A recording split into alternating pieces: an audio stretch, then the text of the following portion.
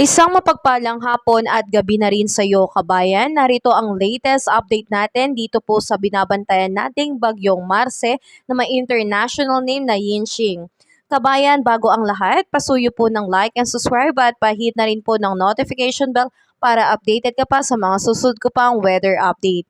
Kabayan, dito nga po sa binabantayan nating Tropical Storm Marce na nasa loob ng Philippine Area of Responsibility ay huling namataan sa layong 785 kilometers east of Vera Catanduanes. Ito po ngayon ay may maximum sustained wind na abot po ng 85 kilometers per hour. Malapit po yan sa sentro at may bugso po na abot up to 105 kilometers per hour. Ito po ay patuloy na kumikilos pa west-northwestward sa bilis na 30 kilometers per hour.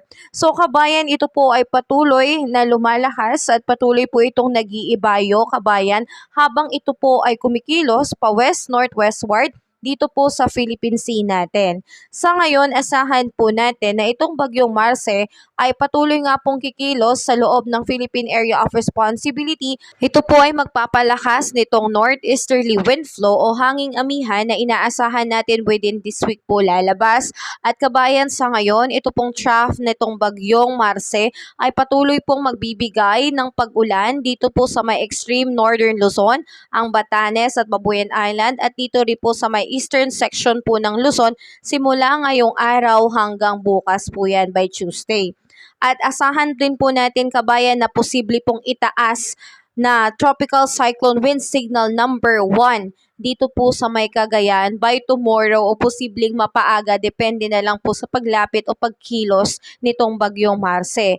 At ayon sa forecast ng Pag-asa, posibleng itaas hanggang signal number 4 ito pong magiging epekto sa ating bansa nitong bagyong Marce. So tandaan natin, kabayan, signal number 4 ay sobrang malakas po ito. So ibig sabihin, hindi po biro itong bagyong Marce na nasa loob ng Philippine Area of Responsibility na sa paglipas ng oras at araw ay patuloy po nag-e-enhance o lumalakas. Sa ngayon, kabayan, ang bugso ng hangin nito ay nagdudulot po ng epekto ngayong araw dito sa may Batanes, Cagayan, including Babuyan Island, Isabela, Ilocos Norte, Aurora, and the northern portion ng Quezon. So ngayong araw, dama na po nila, unti-unti nilang mararamdaman ang lakas na bugso ng hangin dulot nitong bagyong Marce. And by tomorrow, ang apektadong lugar naman po ng bugso ng hangin nitong bagyong Marce ay ito pa rin pong Batanes, Cagayan, including Babuyan Island, kasama pa rin ang Isabela, Ilocos Norte, Ilocos Sur, kasama na po ang Aurora, Quezon at Camarines Norte. So dahil dyan, kabayan, tayo po ay pinag-iingat dahil malakas na hangin po ang ating mararanasan sa mga lugar na nabanggit. So kabayan, dahil sa malakas na hangin na dala nitong bagyong Marce, at ito rin po ay nakakaapekto sa alon sa ating karagatan dahil nasa karagatan po ngayon si bagyong Marce, ito po, kabayan, ay nagdudulot ng mataas na alon ngayon. Up to 3.5 meters po ang seaboards dito sa may Bataan, samantalang 3.0 meters naman po sa may seaboards ng Babuyan Island, Ilocos Norte at Ilocos Sur. So sa mga baybayin po na aking nabanggit ay hindi po muna pinapayagan ng ating mga mangingisda na pumalaot dahil sadyang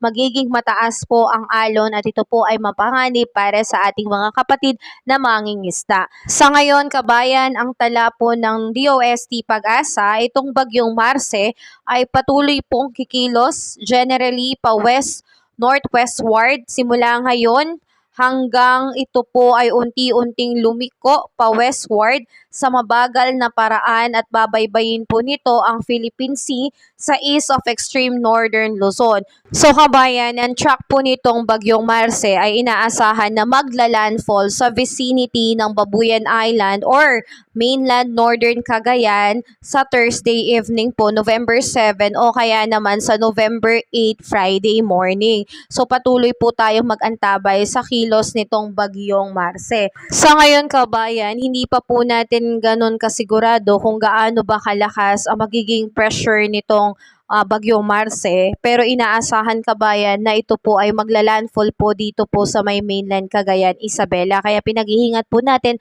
ang ating mga kababayan dyan. Sa ngayon din po, expected natin na patuloy po itong lalakas at mag-intensify hanggang ma-reach nito ang severe tropical storm category by tomorrow po yan. Dagdag pa dyan kabayan, after nito ma-reach ang severe tropical storm by Thursday evening or maaring Friday in the morning, ito po ay magiging typhoon category. So, mas lumalakas kabayan, dulot nga po nitong rapid intensification nitong bagyong Marce.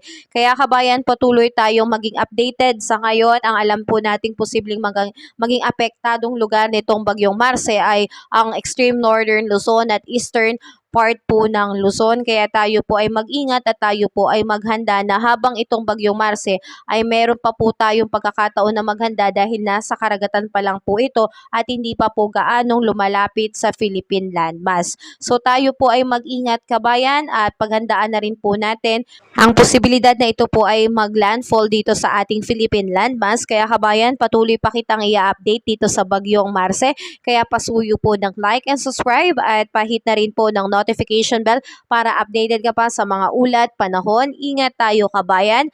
Have a safe day po sa lahat.